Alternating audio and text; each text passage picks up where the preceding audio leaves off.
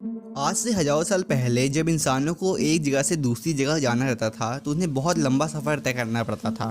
तो यहाँ पर आवश्यकता पड़ी एक ऐसी चीज़ की जो उनका टाइम बचाते हुए जल्द से जल्द उन्हें एक शहर से दूसरे शहर पहुँचा सके, जिससे आविष्कार हुआ एरोप्लेन का। लेकिन एरोप्लेन के इन्वेंशन से पहले उसके स्ट्रक्चर पर वैज्ञानिकों ने बहुत रिसर्च की।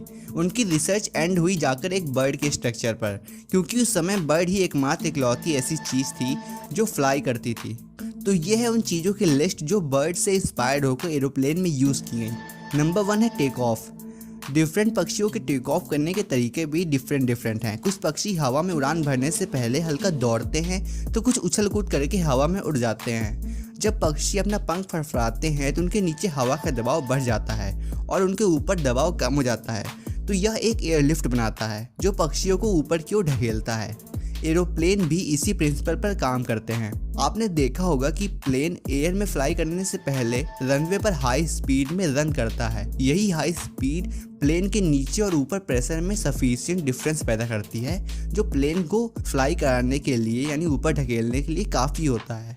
नंबर 2 है शेप एंड स्ट्रक्चर। बर्ड और एरोप्लेन का स्ट्रक्चर काफ़ी ज़्यादा सिमिलर है। एरोप्लेन और बर्ड दोनों के विंग हल्का सा कर्व्ड होते हैं। ये कर्व्ड विंग न्यूटन के third law for every action in nature there is an equal and opposite reaction पर बेस्ड हैं। ये कर्व्ड विंग एटमॉस्फेयर की एयर को नीचे की ओर ढकेलते हैं, जिसके अपोजिट में प्लेन पर एक अपर फोर्स लगता है, जिससे प्लेन एयर में बैलेंस रहता है। जब प्लेन के इंजन प्लेन को आगे की ओर पुश करते हैं तो इसके अपोजिट में प्लेन पर एक और फोर्स लगता है जिसे ड्रैग फोर्स कहते हैं। ये फोर्स प्लेन को आगे बढ़ने से रोकता है और इसीलिए प्लेन का फ्रंट पार्ट नुकीला बना जाता है ताकि एरोप्लेन पर ड्रैग फोर्स कम से कम लगे।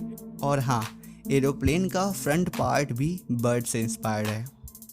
एरोप्लेन के रिगार्डिंग लोगों के मन में एक क्वेश्चन और रहता है कि जैसे ही वो प्लेन के अंदर एंटर करते हैं, प्लेन में एक अनाउंसमेंट होती है जिसमें कहा जाता है कि प्लीज़ या तो अपना फ़ोन स्विच ऑफ कर लें या एरोप्लेन मोड ऑन कर लें। तो क्या ऐसा करना ज़रूरी है और क्या इससे प्लेन क्रैश होने का खतरा रहता है? तो अगर आप अपने मोबाइल को स्विच ऑफ या एरोप्लेन मोड पर नहीं करते हैं तो आपका वो डिवाइस इलेक्ट्रोमैग्नेटिक इन्फ्लुएंस का कारण बन सकता है, जो एरोप्लेन की कम्युनिकेशन या नेविगेशन सिस्टम को डिस्ट्रॉय कर सकता है। चलिए इस चीज़ को और डिटेल में समझने की कोशिश करते हैं। तो प्लेन में एक एंटीना लगा होता है जिसका वर्क एयर ट्रैफिक कंट्रोलर और जीपीएस सैटेलाइट से एरोप्लेन को कनेक्ट करना होता है। लेकिन अगर आप मोबाइल में एरोप्लेन मोड ऑन नहीं करते हैं तो ये एंटीना मोबाइल के सिग्नल को कैच करने लगता है, जिससे एरोप्लेन की कम्युनिकेशन में रुकावट आ सकती है। और रही बात प्लेन के क्रैश होने की, तो आज तक ऐसा कोई एक्सीडेंट सामने नहीं आया, लेकिन फिर भी हमें सारे रूल्स का पालन करना चाहिए। ये रूल्स हमारी सेफ्टी के लिए ही बनाए जाते हैं। तो यहाँ पर ये वीडियो ख़त्म हो जाती है। अब बात करते हैं कि आपको ये चैनल सब्सक्राइब क्यों करना चाहिए। हमारे बॉडी के अंदर और बाहर इस पूरे एटमॉस्फेयर में ऐसी कई छोटी छोटी चीज़ें हैं जिनसे हम नॉलेज की एक बड़ी बाइट ले सकते हैं। अगर आप भी मेरी तरह क्यूरियस हो और जानना चाहते हो कि अर्थ वेस्ट से ईस्ट ही क्यों रोटेट करता है, हमारे सर के बाल और उंगलियों के नाखूनों का क्या यूज़ है, भगवान ने इन्हें क्यों बनाया है, और ऐसी कई चीज़ें, तो आप इस चैनल को सब्सक्राइब कर सकते हैं और अपने माइंड के नॉलेज को बढ़ा सकते हैं।